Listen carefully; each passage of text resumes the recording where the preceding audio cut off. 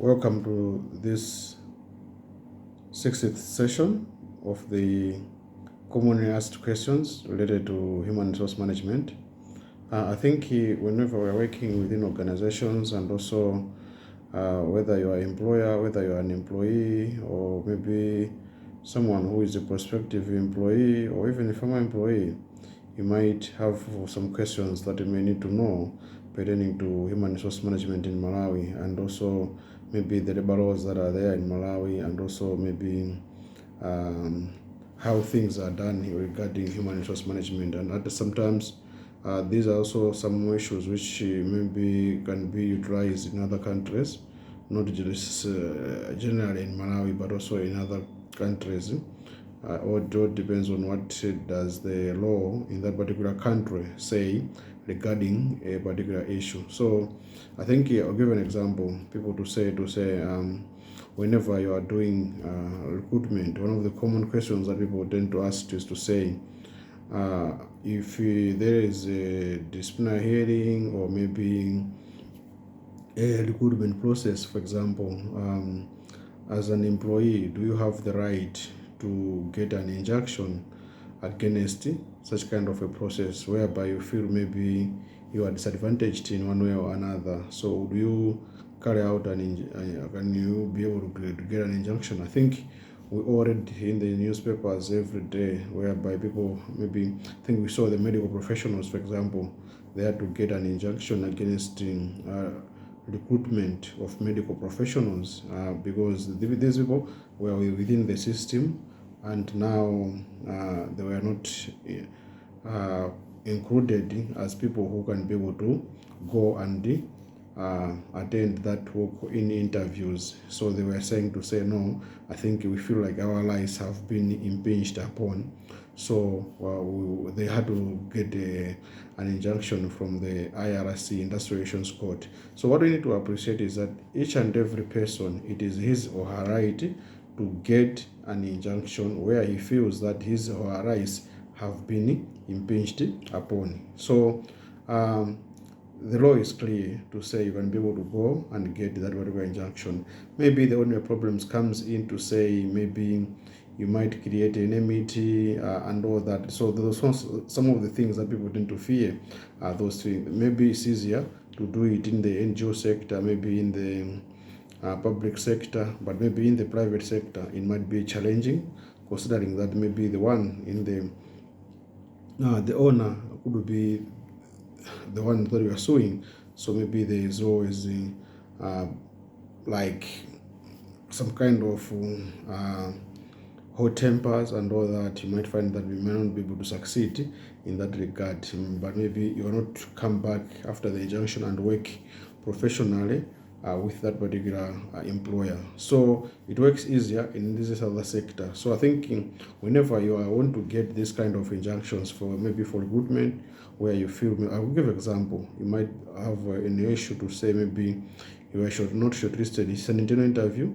You are not shortlisted for the position, for example, or it could happen sometimes maybe you, in the course of the disciplinary process, you feel maybe your rights have been tampered with or they have been trampled upon, and you are like to say, no, I think I haven't been treated fairly in this case. So you can be able to get such kind of an injunction. As I said earlier on, it's your right. It's all about how you feel about the whole thing, but you have the right to get such kind of injunction where you feel like maybe you're not happy with the whole process. Sometimes it could be maybe you have noted to say maybe the people who were part of the decision making or who were on the recruitment, on the interview panel, or maybe on the disciplinary panel, you're not comfortable with such kind of people, so you can be able to get an injunction against the whole process to say maybe it wasn't done fairly to you. So it's your right that you can be able to do that.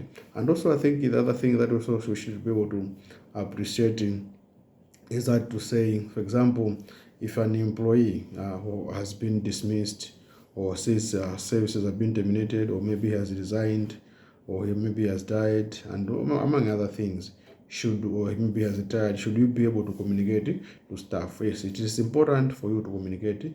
Maybe whether you are an HR or the managing director should be able to communicate to other staff members in terms of if an employee has been dismissed, or maybe his shifts have been terminated, or maybe has resigned and all that. But maybe for dismissal and termination, you cannot be able to specify maybe the reason, but maybe you can just indicate to say maybe the employee is no longer an employee of the organization and all that, because the idea is to say there might be other people within the organization who might want to deal with that particular person. So you are trying to hedge against that, and also you can be able to communicate to other stakeholders, maybe your clients, your customers, other stakeholders, to say Mr. So is no longer an employee of this organization. So you're not communicating to say maybe he was dismissed, or he was terminated, or he resigned, or maybe retired. But for maybe in the positive, like retirement, you can be able to state to say maybe he has died. Whenever there is death also, maybe you can be able to communicate, because you might find that maybe other people are still trying to email that kind of a person because of the interaction that they were having with that particular employee. So you might find that maybe it's not possible for that person who has hesitated to reply to such kind of email. So you might lose business and all that. So it's always important to communicate to either internal or external stakeholders when employees have left the organization. And also people tend to ask to say, maybe whenever an employee has committed an offense, I think we discussed in another session, to say when an employee has committed an offense, and maybe should you proceed to carry out, maybe it's a criminal offense, maybe it's related to theft. So should you carry out, maybe you have reported the issue to the police, so should you wait for the court process to finish for you to make a decision, or you have to wait for the court process, or you have to do your administrative action? So what is important for us to happen is these things have to be carried concurrently, and the employee can still undergo the court process, but also you can also take the administrative route where you can be able to call this person for a disciplinary hearing and even dismiss that particular employee. This could also be related to issues which are outside the work, maybe theft outside the work, and also maybe other issues. I think I discussed in another session, to say issues like rape and all that, which can cause maybe the organization to be in dispute. So you can be able to proceed with the disciplinary processes and maybe consequently dismiss that whatever, if it is found out that he's in the wrong. Because sometimes when you go to disciplinary hearing, it's not like you should go with an already made decision, but based on the facts which are presented at the disciplinary hearing and evidence, then you can make a decision to say maybe we should be able to dismiss this particular employee. And also I think other people tended to ask to say there are moments whereby maybe it's a disciplinary or maybe a recruitment process, and people are like to say, no, maybe can management and the board maybe make decisions against the disciplinary or the interview panel. So what is important for us to appreciate is that management cannot, or board cannot, make decisions contrary to what the disciplinary panel made or what the interview panel, and the court determinations which have also determined in that regard, to say there's no need for you to change the decision of a disciplinary panel or even an interview panel. If you are not satisfied with the board or as management, if you are not satisfied with the decision, then what you need to do is you should be able to let the people the team that was in the disciplinary panel or even the interview panel to reconvene and look at your complaint or your issues which you have raised, and maybe with facts, and be able to make maybe a contrary decision, or maybe to rescind that decision. But at the end of the day, decision should be made by the disciplinary panel. In short, whatever the decision that has been made by the disciplinary panel should be regarded as final, and also maybe the recruitment or the interview panel. But if there are some issues, then that still committee has to meet again and look at the issues and maybe make a decision. And that decision could either be, even you as management or as a board, you can cancel the whole process and to say maybe the position has to be re-advertised, or maybe they have to.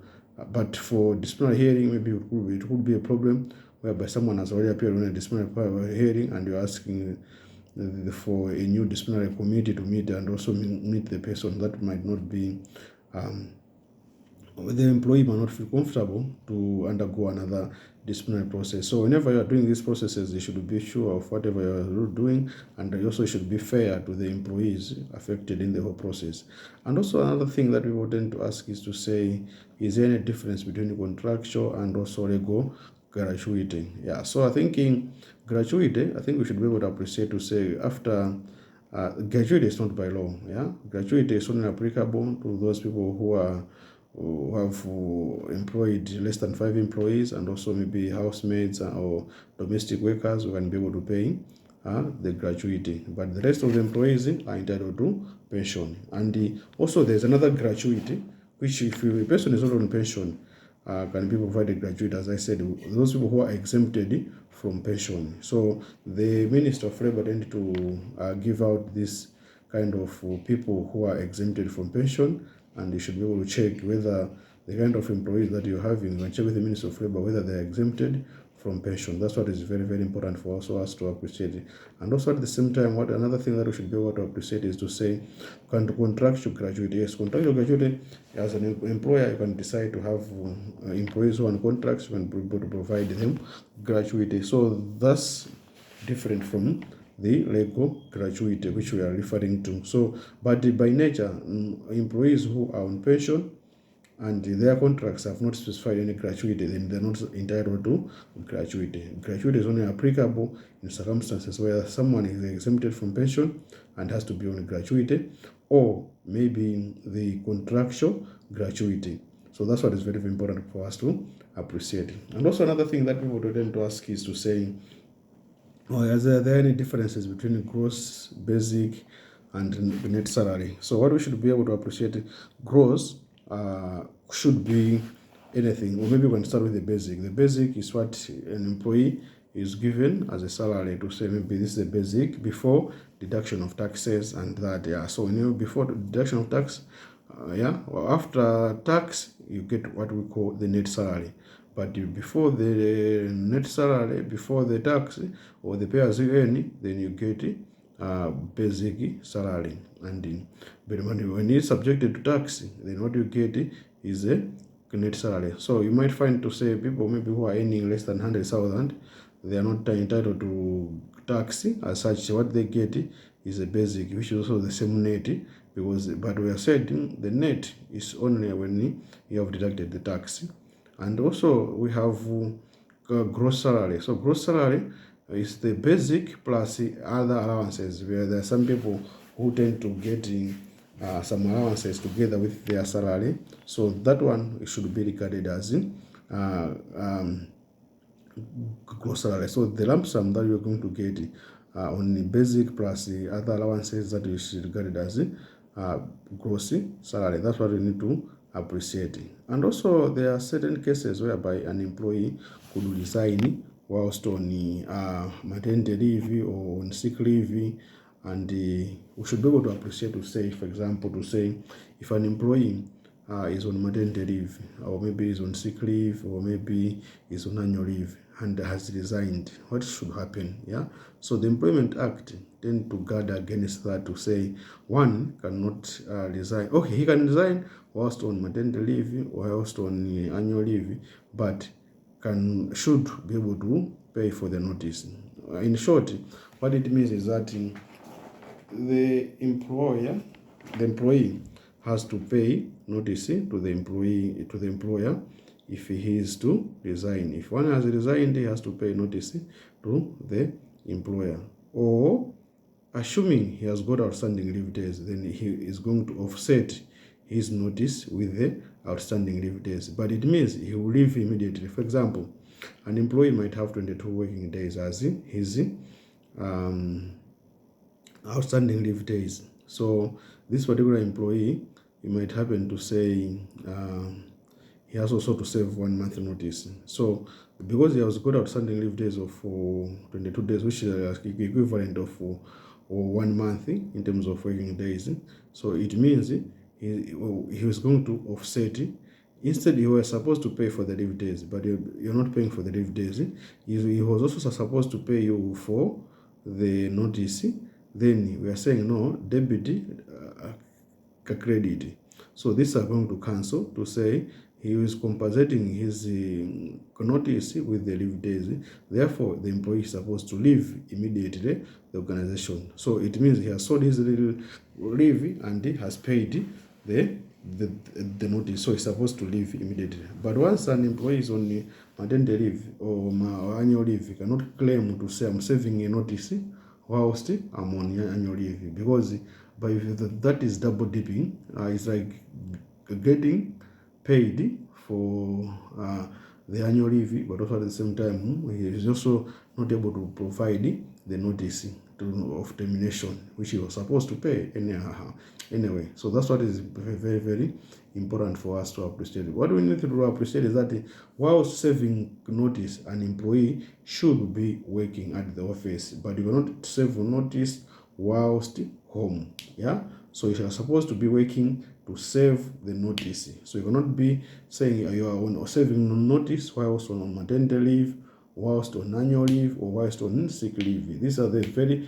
important things that we should be able to appreciate. Yeah, so that's what is very, very important to appreciate. And also there are certain cases whereby some employers would say, no, maybe you have resigned and we are not accepting your resignation.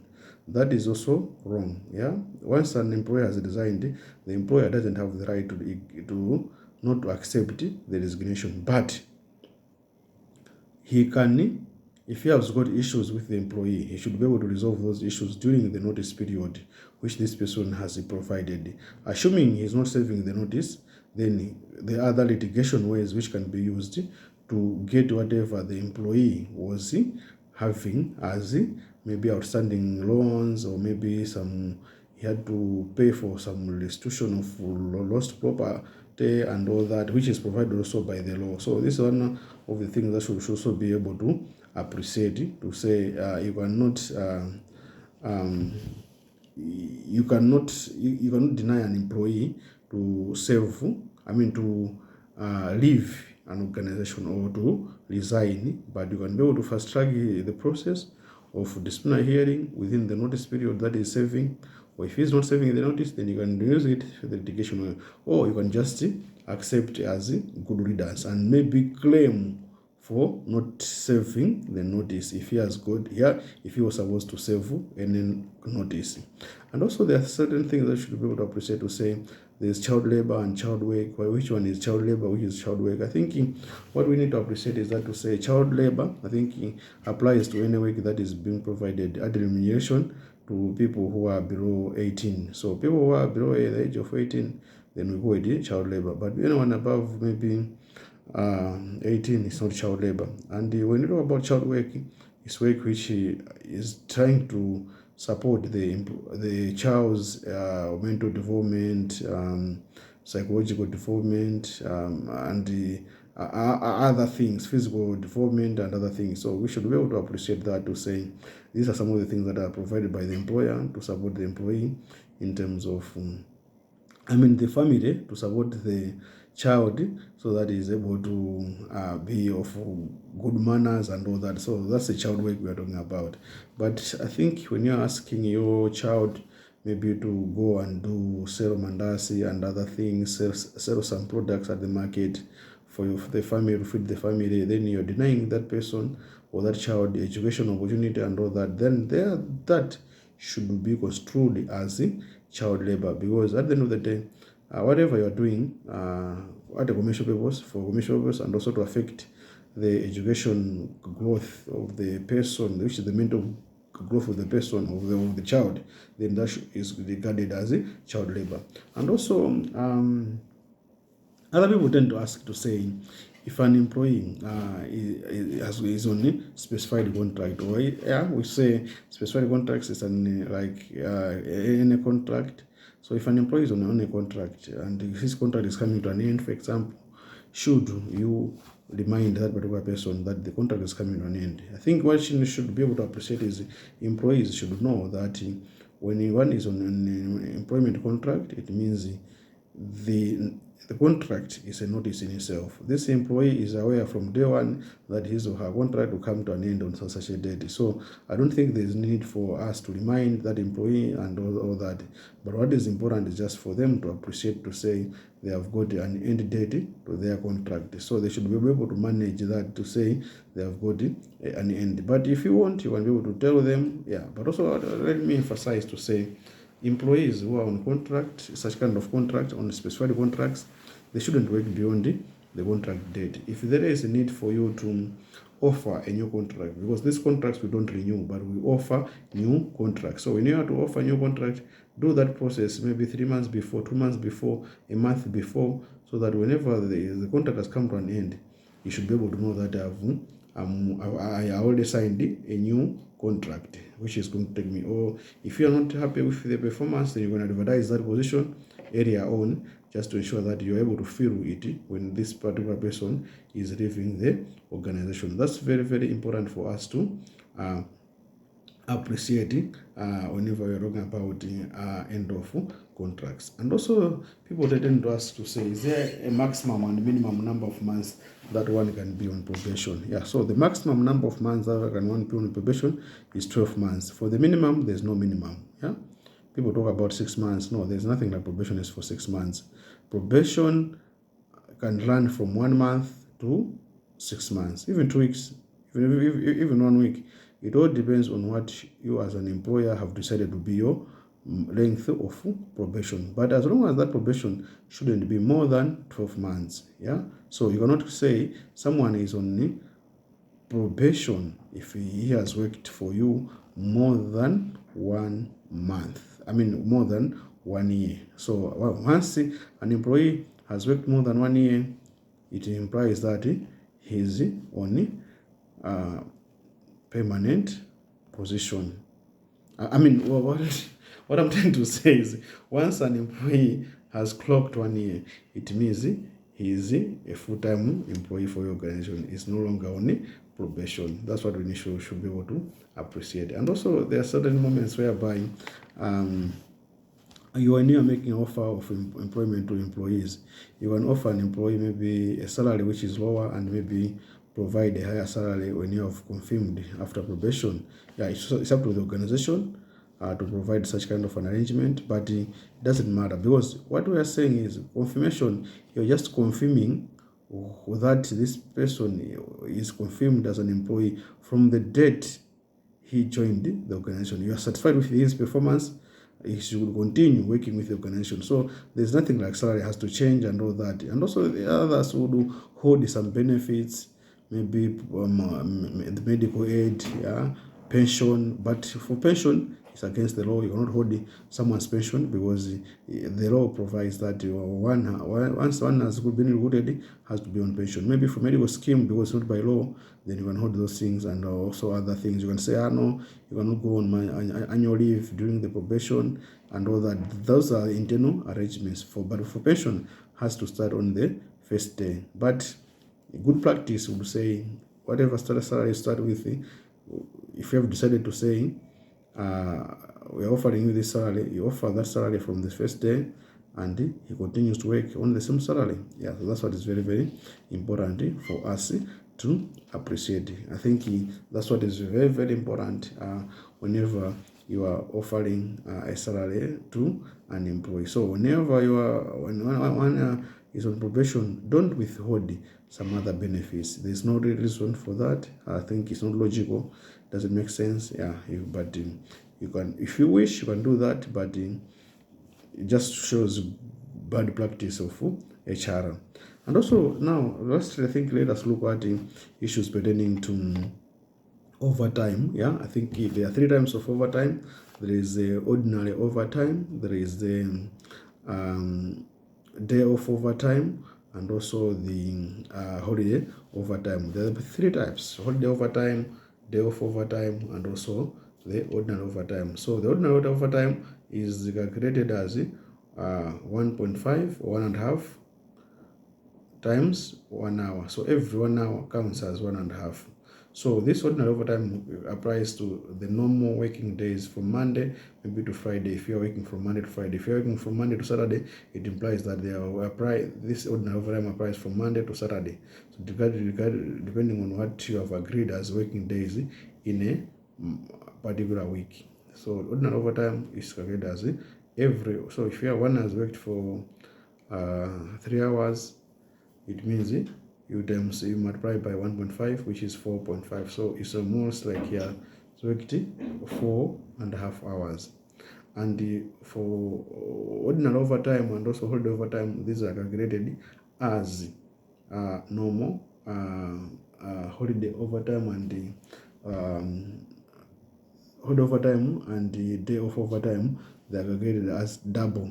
Yeah, so if one has worked for 1 hour, it means he has worked 2 hours. If one has worked for 2 hours, it means he has worked for 4 hours. So that's how these overtimes are calculated. And this applies also the same to say whether there's public holiday, could be Chirembwe Day, could be the Christmas holiday, could be the 6th July, yeah, in recent context of Malawi, yeah. You can have the Independence Day as a holiday, yeah. So such kind of the New Year, or you can regard that as a public holiday. So those things have to account as in double. Any hour that is worked has to count as double. Maybe if it's 30 minutes, then the overtime will be 1 hour, something like that. So that's what is applicable and also what we need to know. So these are some of the important things that we wanted to discuss pertaining to this session, which is session 6. But as I said earlier on, to say whenever you want to know anything about HR, about general management, procurement, stores management, records management, filing, e-management systems, team buildings, we are ready to support you as Change Consult Group. We'll be able to support you in one way or another. We do a number of things. You can go to our website, www.changeconsult.org, where you're going to learn a lot of things about what we do, and we can be able to offer our services to your organizations. Thank you so much for watching. We appreciate it.